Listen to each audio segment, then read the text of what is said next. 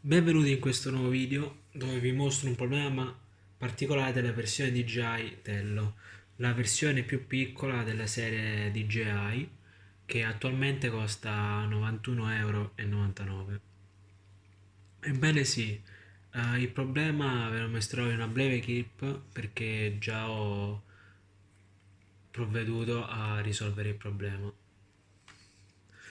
Come ben vedete nella clip c'è un lampeggio verde seguito da tre lampeggi rossi e questo problema sta a indicare una versione errata del firmware che è assolutamente da aggiornare. Per poterlo aggiornare bisogna estrarre la batteria, tenere premuto il tasto di accensione senza batteria e inserire la batteria.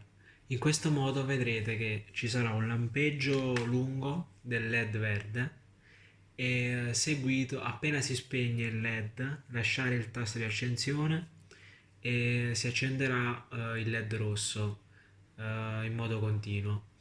E in quel periodo che è acceso il LED rosso bisogna collegarsi con l'applicazione della DJI Tello, scaricare anche la nuova versione del firmware e connettersi a DJI Tello in modo tale da poter aggiornare il firmware.